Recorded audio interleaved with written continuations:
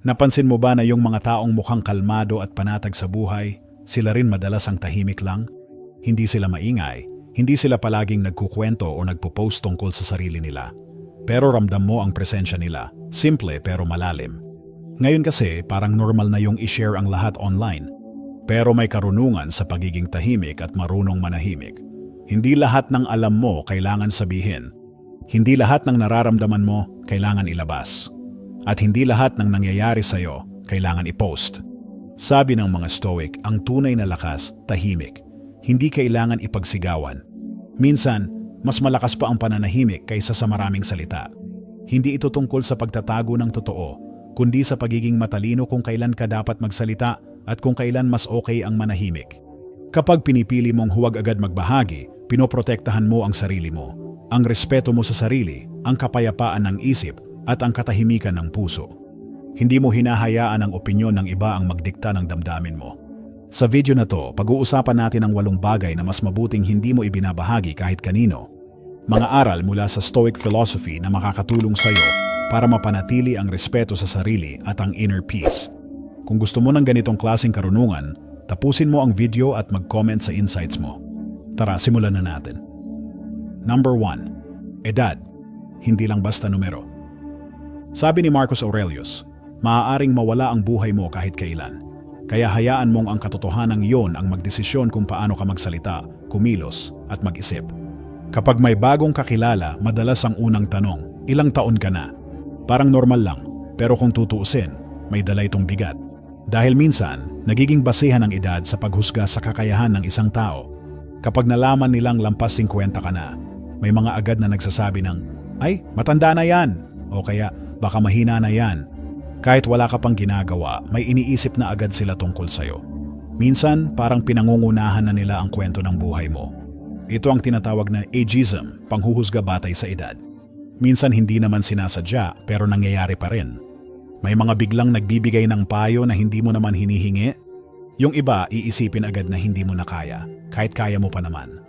Pero sabi ng mga Stoic, hindi mahalaga kung ilang taon ka na. Ang importante, paano mo ginagamit ang araw-araw mo. Sabi pa ni Seneca, reklamo tayo ng reklamo na maikli ang buhay, pero parang hindi natin ito pinapahalagahan. Hindi edad ang sukatan ng halaga ng tao. Ang sukatan ay kung paano siya mabuhay. Kapag pinili mong huwag sabihin ang edad mo, hindi ito dahil sa pag-iwas.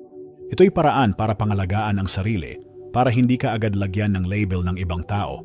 Gusto mo na makita kanila base sa karanasan, kabutihan, at talino mo, hindi lang sa numero. Hindi natin alam kung gaano pa kahaba ang buhay natin, pero alam natin kung paano natin ito gugugulin. Bawat araw ay chance para magmahal, matuto at tumulong. Kaya kapag may nagtanong ng ilang taon ka na, ngumiti ka lang. Dahil alam mo sa sarili mo, ang edad ay hindi lang numero. Maliit na parte lang yan ng pagkatao mo. Ang tunay na halaga ng buhay ay hindi nasa dami ng taon, kundi nasa lalim ng karanasan. At kapag pinili mong manahimik tungkol sa edad mo, hindi ito pagtatago, ito ay karunungan. Pinoprotektahan mo ang pananaw mo sa sarili at pinananatiling payapa ang iyong isip. Number 2. Pera. Tahimik ang tunay na mayaman. Sabi ni Epictetus, ang tunay na yaman ay hindi na sa dami ng ari-arian, kundi sa pagiging kontento. Ibig sabihin, hindi mo kailangang maging sobrang mayaman para masabing matagumpay ka. Ang mahalaga, marunong kang makontento sa kung anong meron ka. Pero aminin natin, usapang pera, sensitibo yan. Lalo na kapag may edad ka na. May mga panahong maganda ang takbo ng pera mo. Minsan naman parang kapos. Pero anuman ang kalagayan mo, ang payo ng mga Stoic, panatilihing tahimik ang tungkol sa pera mo. Bakit nga ba? Kasi kapag nalaman ng ibang tao kung gaano kalaki o kaliit ang pera mo, nagbabago ang tingin nila sa'yo. Kapag may pera ka, baka may mga biglang lalapit, uutang o manghihingi ng pabor. Minsan, parang ang kabaitan mo nagiging obligasyon at kapag hindi mo sila napagbigyan, magtatampo o maninira pa. Kapag sinabi mo naman na kapos ka, may mga tao na agad huhusga. Siguro tamad yan o kaya hindi marunong sa buhay, kahit hindi nila alam ang tunay mong pinagdaanan. Sabi nga ng mga Stoic, hindi yung walang pera ang mahirap, kundi yung taong hindi marunong makontento. Ang totoong halaga ng tao, hindi base sa laman ng bulsa. Nasa ugali mo, kung paano ka makitungo, at kung paano ka mamuhay ng may respeto sa sarili. Kapag tahimik ka tungkol sa finances mo, mas may kapayapaan ka. Walang pressure, walang inaasahan sa'yo. Mamumuhay ka ayon sa gusto mo, hindi ayon sa iniisip ng iba. May kasabihan nga, tahimik ang tunay na mayaman. Hindi kailangan ipagyabang. Hindi kailangan ipakita sa lahat. Basta alam mo sa sarili mo na kaya mong buhayin ang sarili mo ng simple at payapa. Kaya kung may ipon ka o kahit nagsisimula ka pa lang ulit, wala kang kailangang ipaliwanag. Basta marunong kang humawak ng pera, hindi maluho, at marunong tumulong kung gusto mo, ayos na yon. Hindi lahat ng bagay dapat ipinopost. Hindi lahat ng kwento dapat ikinukwento. Piliin mong ibahagi lang ang tungkol sa pera mo sa mga taong mapagkakatiwalaan, sa tamang oras, sa tamang dahilan. Masarap mabuhay ng simple, tahimik, walang gulo, walang inggit, at sa ganong paraan doon mo mararamdaman ang tunay na yaman. Number 3. Mga lihim ng pamilya, pangalagaan ang tahanan. Sabi ni Marcus Aurelius, maging maunawain sa iba pero maging disiplinado sa sarili. Ang pamilya ang unang paaralan ng pagmamahal, pag-unawa at sakripisyo. Diyan tayo unang natuto ng tamang asal. Pero kahit gaano natin sila kamahal, minsan may hindi pagkakaintindihan, may tampuhan, may mga panahon na nasasaktan tayo o nakakasakit din. Normal lang yan, wala namang perpektong pamilya. Pero kahit may problema, hindi ibig sabihin ay kailangan mo agad itong ikwento sa iba. Bakit nga ba? Kasi kapag ikinuwento mo ang away o problema ng pamilya mo sa iba, pwedeng mauwi ito sa tsismis, panghuhusga, at minsan mas lalong gumulo. Yung pinagsabihan mo, hindi naman laging makakatulong. Minsan pa nga, mas pinapalala pa nila ang sitwasyon. May mga komento silang tulad ng, "Nako, ganyan talaga yung kapatid mo." Or, "Kung ako sa'yo, layuan mo na sila." Hindi ito nakakatulong. Mas nakakagalit lang. Mas nasasaktan lang kayo. Ang mga Stoic ay naniniwala sa kahalagahan ng pananahimik. Hindi para pagtakpan ng mali, kundi para bigyang laya ang pamilya na ayusin ang problema ng sila-sila lang. Sa katahimikan, may chance para mag-isip, humupa ang emosyon at maghilom ang sugat. Hindi ibig sabihin nito ay tiisin mo na lang. Kung may kailangang ayusin, ayusin. Pero gawin ito ng pribado. Pag-usapan ng maayos sa loob ng pamilya. Mas madali itong maaayos kung walang ibang nakikialam. Kapag inilalantad natin ang problema ng pamilya sa iba, nawawala ang tiwala, nasisira ang respeto, at mas masakit, minsan, yung ibang tao pa ang nasisiyahan habang ang pamilya mo ang nagkakahiwa-hiwalay. Isipin mo ang pamilya parang isang bahay. Kapag may sira ang bubong o bitak sa pader, hindi mo agad ipagsisigawan sa kapitbahay. Inaayos mo ito ng tahimik, sa loob lang, kasama ang mga taong may malasakit. Kaya kung may problema man sa pamilya, piliin mong manahimik muna. Hindi ito kahinaan. Ibig sabihin nito, marunong kang magtimpe, marunong kang rumespeto, at iniisip mo ang kapakanan ng buong pamilya, hindi lang ang emosyon mo sa ngayon. Ngayon, uso na ang oversharing. Lahat pinopost, lahat kinukwento. Pero ang pagiging tahimik ay isa pa ring anyo ng karunungan. Pangalagaan mo ang tahanan mo, protektahan mo ang tiwala sa loob ng pamilya. Dahil sa oras ng pangangailangan, sila pa rin ang una mong matatakbuhan, hindi ang mga pinagsabihan mo ng hinaing. Sabi nga ng mga Stoic, may mga bagay na mas mainam panatilihin sa sarili. At pagdating sa pamilya, ang pananahimik ay tanda ng tunay na pagmamahal at respeto.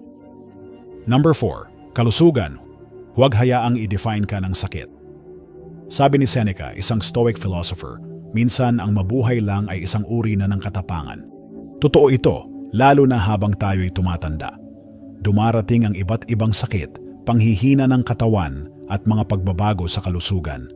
Para sa marami, ang pag-inom ng maintenance, regular na check-up, at pag-iwas sa ilang pagkain ay parte na ng araw-araw na buhay. Normal lang ito, pero hindi ibig sabihin na ikaw ay ang sakit mo. Hindi mo kailangang hayaan na ang kondisyon mo ang magdesisyon kung sino ka. Kapag palagi nating ikinukwento ang mga iniinda natin, minsan nag-iiba ang tingin ng tao. May naaawa, may nagmamagaling, may hinuhusgahan ka na agad. Yung iba, akala nila hindi mo na kaya ang dati mong ginagawa kahit kaya mo pa naman.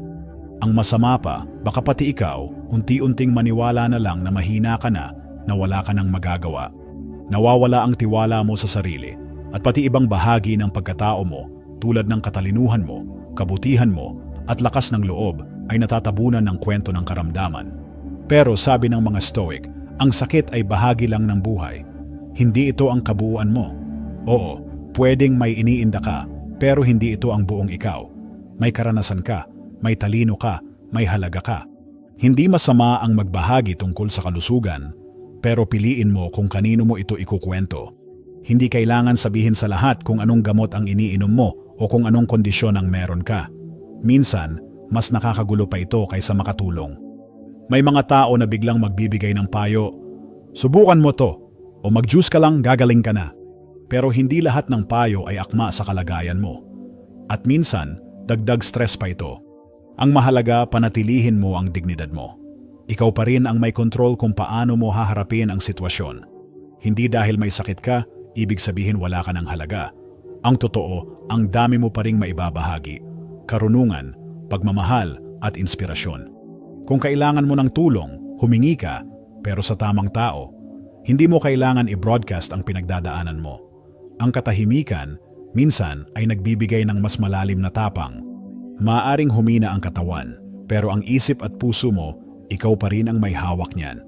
Kaya huwag mong hayaan na ang sakit ang magpakilala kung sino ka. Hindi ito ang kabuuan mo, ikaw ay higit pa sa iniinda mo. At kung araw-araw ay patuloy kang lumalaban ng tahimik, kalmado, at may pag-asa, yan ang tunay na lakas. Number 5. Sexualidad. Ang intimacy ay banal. Sabi ni Marcus Aurelius, ang kaligayahan mo sa buhay ay nakadepende sa klase ng iniisip mo. Isa sa pinaka-personal na bahagi ng buhay natin ay ang buhay pag-ibig at pagiging malapit sa isang tao. Pero sa panahon ngayon, marami ang sanay na ikwento ito sa iba. Pinopost sa social media, ikinukwento sa barkada, o pinapakialaman ng ibang tao. Pero ayon sa mga Stoic, ang intimacy o pagiging malapit sa isang tao ay isang sagradong bagay. Hindi ito para ipagmalaki o i-share sa publiko. Dapat itong panatilihing tahimik at pribado, hindi dahil nakakahiya, kundi dahil karapat-dapat itong respetuhin. Kapag palagi mong kinukuwento ang tungkol sa relasyon mo, lalo na ang mga problema, nawawala ang respeto sa isa't isa. Nawawala rin ang tiwala. Halimbawa, kung may tampuhan kayo ng partner mo, tapos ikinuwento mo agad sa kaibigan o kamag-anak, baka mas lalo lang lumala. Maraming makikialam, maraming opinyon, pero hindi lahat ng payo ay makakatulong. Minsan, yung dapat sa inyong dalawa lang, nagiging chismis na ng iba. At dahil doon, nasisira ang tiwala at lalim ng relasyon. Sabi ng Stoic philosophy, matutong magtimpi sa salita at damdamin. Kung mahalaga sa iyo ang relasyon mo, pipiliin mong protektahan ito kaysa ikuwento. Ang tunay na relasyon ay pinalalakas sa katahimikan, hindi sa dami ng likes o kwento sa labas.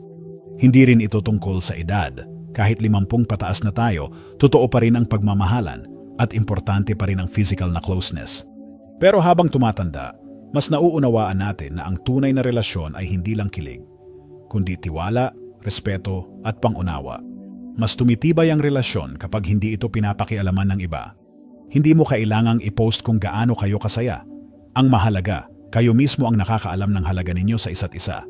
At kapag may problema, mas madaling ayusin kung kayong dalawa lang ang nag-uusap. Walang ingay, walang panghihimasok, mas malinaw, mas payapa. Sabi pa ni Seneca, enjoy present pleasures in such a way as not to injure future ones. Ibig sabihin, huwag mong sirain ang katahimikan ng bukas dahil lang gusto mong ipagsigawan ang saya mo ngayon. Kaya tandaan, ang intimacy ay hindi para sa lahat. Ito ay para sa dalawang pusong nagmamahalan. Sa tahimik na relasyon, nandoon ang tunay na ligaya at katatagan. Kung mahalaga sa iyo ang partner mo, ilayo nyo ang relasyon nyo sa ingay ng mundo. Hindi para itago, kundi para alagaan at ingatan. Dahil ang totoong pagmamahal, hindi kailangang ipagsigawan. Kailangan lang ng tiwala, respeto at tahimik na pag-aalaga. Number 6. Pagbibigay, tahimik na kabutihan. Sabi ni Marcus Aurelius, huwag mong sayangin ang natitirang buhay mo sa pag-iisip tungkol sa ibang tao. Mas mabuti kung ilalaan mo ang oras mo sa paggawa ng kabutihan. Ngayon, maraming gustong tumulong sa kapwa at maganda naman yon. Pero marami rin ang agad itong ipinapaalam sa iba. May picture, may video, may caption na nag-donate kami o nagbigay kami ng tulong. Pero ayon sa mga Stoic, ang tunay na kabutihan ay tahimik. Hindi ito para sa show. Hindi ito para sa likes. At hindi ito para mapuri ka ng iba. Dahil kapag ipinagyayabang mo ang pagtulong mo, nawawala ang tunay na halaga nito. Ang totoo, ang pagtulong ay dapat galing sa puso.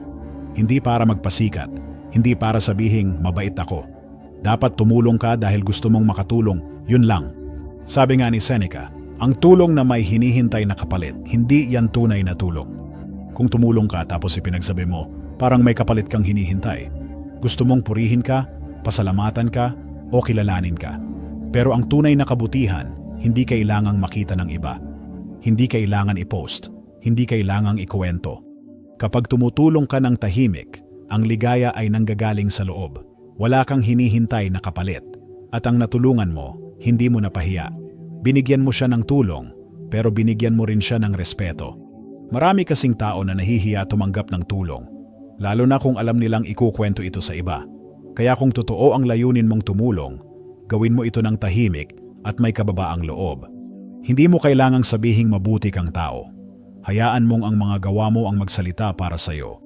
Minsan, ang simpleng pagtulong na walang camera, walang audience, mas may halaga pa kaysa sa malalaking donasyong pinopost online.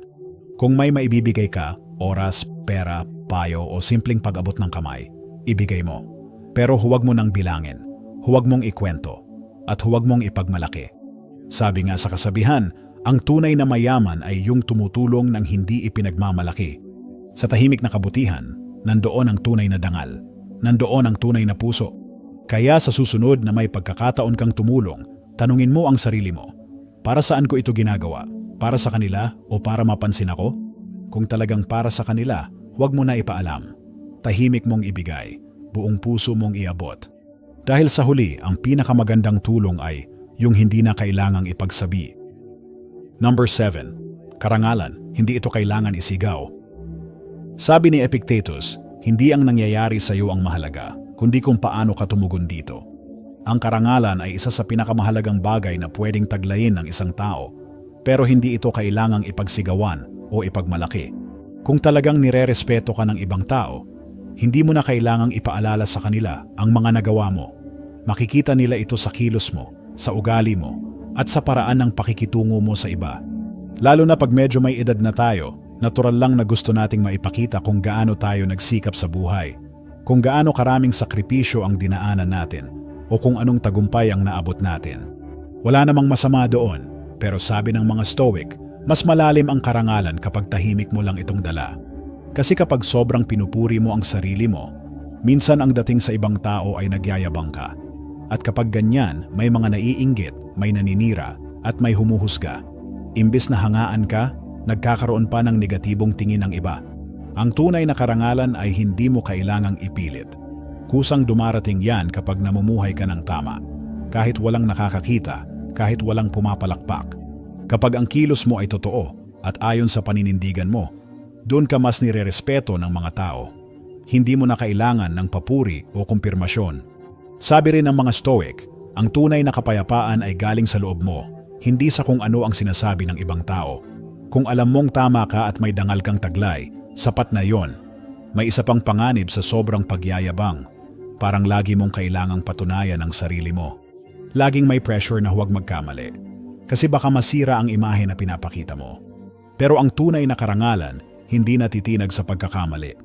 Mas lumalakas pa nga ito kapag marunong kang tumanggap ng pagkukulang, humingi ng tawad, at bumangon muli.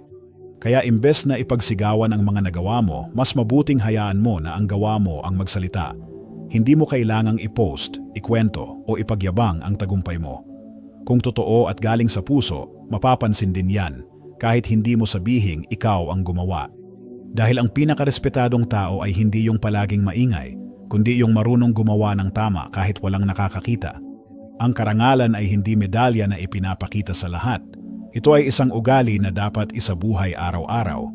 At ang mga taong may tunay na dangal, hindi sila maingay. Tahimik lang silang kumikilos pero totoo ang kanilang puso. Number 8. Mga insulto o panlalait, bitawan mo na. Sabi ni Epictetus, ikaw ang may kontrol sa isip mo, hindi sa mga bagay na nangyayari sa paligid mo. Kapag naintindihan mo ito, doon mo mararamdaman ang tunay na lakas. Sa buhay, hindi talaga maiiwasan ang pangiinsulto, panlalait o panghuhusga. May mga tao talagang maninira, magpaparinig o magsasabi ng hindi maganda tungkol sa'yo kahit wala ka namang ginagawang masama. Masakit, oo, pero mas lalong sumasakit kapag paulit-ulit mong iniisip ang mga sinabi nila. Kapag palagi mong binabalikan ang masasamang salita, para mo na ring binibigyan sila ng kapangyarihan sa buhay mo. Tapos na silang manakit pero ikaw, dala mo pa rin yung sakit. Ang turo ng mga Stoic, hindi natin hawak ang ugali ng ibang tao, pero hawak natin kung paano tayo tutugon. Ikaw ang may desisyon kung magagalit ka, haaway ka, o pipiliin mong manahimik at magpatuloy sa buhay. Mahirap ito, lalo na kung malapit sa iyo ang taong nanakit. Pero tandaan, ang tunay na lakas ay nasa kakayahang magpatawad at mag-move on. Hindi mo kailangang gumante para masabing malakas ka. Kapag nagpatawad ka, hindi ibig sabihin ay okay lang ang ginawa nila. Ibig sabihin lang nito, ayaw mo nang pasanin ang bigat. Gusto mong maging payapa. Gusto mong magpatuloy. Hindi mo rin kailangang ikwento sa lahat ang ginawa nila. Dahil habang kinukwento mo ang sakit, lalo mo lang itong binubuhay. At sa bandang huli, ikaw rin ang nahihirapan. Mas magaan ang buhay kapag natutunan mong bitawan ang galit at sakit para sa sarili mong kapayapaan. Hindi mo na kailangang hintayin na humingi sila ng tawad. Hindi mo kailangang patunayan ang kahit ano. Kapag natuto kang magpatawad, mas magiging kalmado ang isip mo. Mas magiging tahimik ang puso mo. At mas magiging malaya ka. Tandaan mo ito, ang galit ay parang sako ng bato. Habang bitbit mo ito, ikaw ang napapagod. Pero kapag binitawan mo na, doon mo lang mararamdaman ang gaan at ginhawa. Kaya kung may mga taong nanakit sa iyo noon, pinahiya ka, nilait ka, siniraan ka, bitawan mo na. Hayaan mong ang pananahimik mo ang sagot. Hayaan mong ang kapayapaan mo ang maging tagumpay. Dahil sa totoo lang, ang tunay na panalo ay hindi yung nakaganti, kundi yung nakalaya. Sa panahon ngayon, halos lahat gusto magsalita, mag-post at ipakita ang buhay nila sa publiko. Pero tandaan mo, ang pananahimik ay hindi kahinaan. Ito ay kapangyarihan. Kapangyarihang piliin kung kailan ka magsasalita at kung kailan mas mabuting manahimik. Kapag marunong kang manahimik, napoprotektahan mo ang sarili mo. Napananatili mo ang respeto mo sa sarili, ang dignidad mo at ang katahimikan ng isip mo. Hindi mo kailangang ipagsigawan lahat ng alam mo, nararamdaman mo o nagawa mo. Minsan, yung mga bagay na tahimik lang, yun ang mas may bigat. Kung sa tingin mo may natutunan ka mula sa Stoic teachings na napag-usapan natin ngayon, mag-comment ng 1 sa baba. Kung meron ka namang ibang pananaw o hindi ka sang-ayon, mag-comment ng 0. Gusto pa rin naming marinig ang iniisip mo. At syempre, huwag mong kalimutang i-like, i-share at mag-subscribe para sa mas marami pang aral na makakatulong sa araw-araw mong buhay mula sa karunungan ng mga Stoic. Bago tayo magtapos, isang simpleng paalala. Tandaan mo, ang tunay na lakas ay hindi maingay. Ito'y tahimik na paninindigan mula sa loob. Salamat sa panonood. Manatiling kalmado, manatiling matalino, at patuloy na mabuhay ng may katahimikan at karunungan. Kita-kits sa susunod na video.